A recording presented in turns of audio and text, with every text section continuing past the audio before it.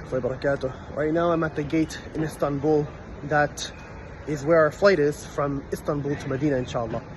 And one of the reflections that is important to keep in mind for anyone visiting Medina or not is it's called Al-Medina Al-Munawwara, the enlightened city. Two comments about this. Number one, Medina at the time of the Prophet ﷺ was not a city, it is a village. Medina was a village. So we call it Medina out of respect to make it more grand. And Munawwara, enlightened. What made it filled with light? The Prophet ﷺ himself. He's the one who brought Nur to Medina, whereas previously that Nur was not there.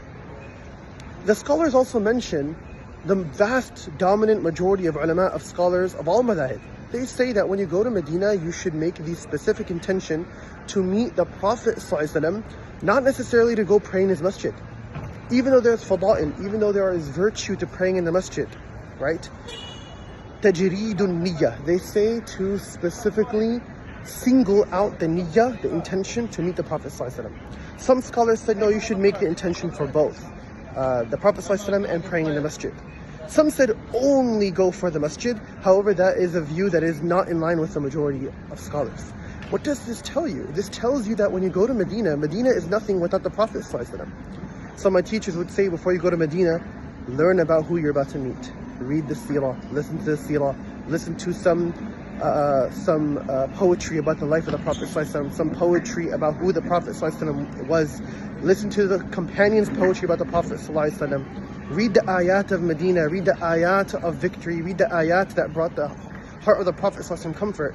And this way, and also increase in your salawat, Allahumma salli wa sallim ala Sayyidina wa Habibina Muhammad, and other forms of this.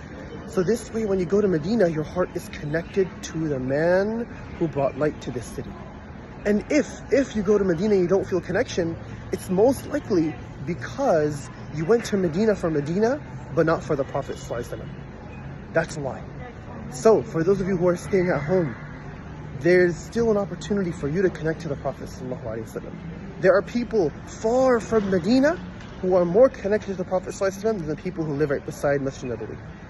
So learn about his seerah, learn about his life, learn about his poetry, learn about the ayat that brought him comfort, learn about the incidents in the life of the Prophet ﷺ. This way your heart connects to the Prophet ﷺ.